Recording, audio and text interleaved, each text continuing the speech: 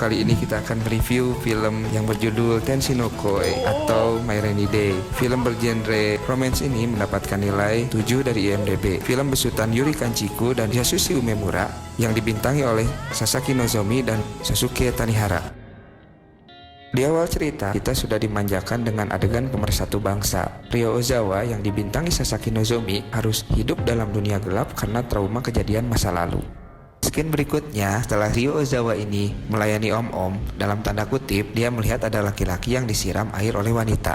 Dia melihat ada kejadian lucu di depan matanya. Ryo Ozawa merupakan siswa SMA pada umumnya, bermain layaknya anak muda. Hanya saja pergaulannya yang salah. Scene selanjutnya adalah adegan pemersatu bangsa nih geng. Karena pengaruh pergaulan bebas, si Ryo Ozawa jadi menyukai sesama jenis.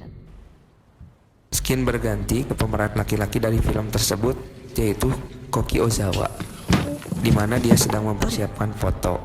Tapi tanpa disangka-sangka, foto tersebut tertukar karena nama belakang mereka sama, yaitu Ryo Ozawa dan Koki Ozawa. Ryo pun menelpon Koki untuk bertukar foto milik mereka masing-masing. Ketika pertama kali Ryo melihat foto Koki, disinilah Ryo mulai tertarik dengan Koki. Mereka pun bertemu di saat hari hujan untuk menukar foto. Namun, ketika Ryo dan Koki berjalan, Koki pun jatuh pingsan. Ryo yang khawatir dengan keadaan Koki membawanya ke rumah sakit. Dari rumah sakit, Koki menelpon Ryo untuk mengucapkan terima kasih karena telah menolongnya. Ryo langsung menuju rumah sakit karena ingin bertemu lagi dengan Koki. Mereka duduk samping-sampingan di tempat duduk yang sama, dan dengan posisi yang sama seperti 3 tahun lalu mereka bertemu. Ryo berusaha mengenal dan memberi semangat kepada Koki. Disinilah mereka mulai akrab dan sering bertemu. Ryo berusaha keras untuk mendekati Koki, sementara Koki hanya menganggap Ryo tak lebih hanya seorang pelajar yang baru dikenalnya. Untuk berkencan dengan Koki, Ryo mendekati Koki dengan menjadi murid bimbingan Koki. Waktu pun berlalu.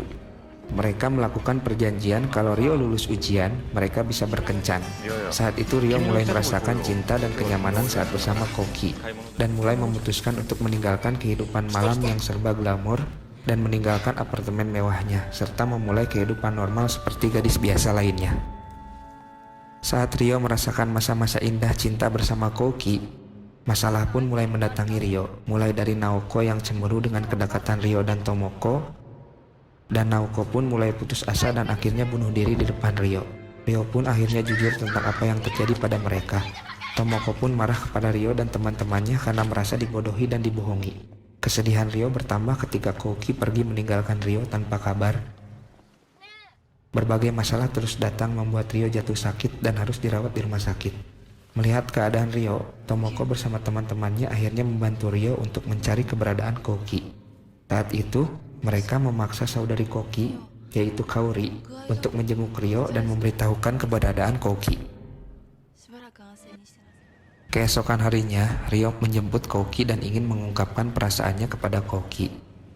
Namun hal itu segera ditepis oleh Koki, karena sikap Koki yang seakan menolak cinta Ryo, Ryo pun bersedih dan pulang meninggalkan Koki. Saat mereka hendak berpisah, tiba-tiba Koki jatuh pingsan.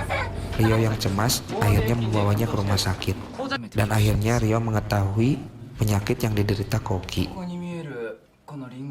Keesokannya, Koki yang telah siuman kaget melihat kedatangan Ryo di rumah sakit. Selain menjenguk Koki, Ryo memberi semangat hidup kepada Koki dan memujuknya untuk melakukan operasi guna menyelamatkan nyawanya. Namun hal itu ditolak oleh Koki, karena bila pun operasinya berhasil, nyawa Koki bisa tertolong, tapi dia akan kehilangan segala ingatannya, termasuk ingatan tentang mereka berdua. Ryo tetap berusaha memujuk Koki dan bersedia mengingatkan kembali tentang kisah mereka. Operasinya pun berjalan lancar, Koki selamat dan hidup sehat, namun segala ingatan tentang Ryo hilang. Bertepatan dengan kelulusan Ryo, Ryo mencoba menjenguk Koki.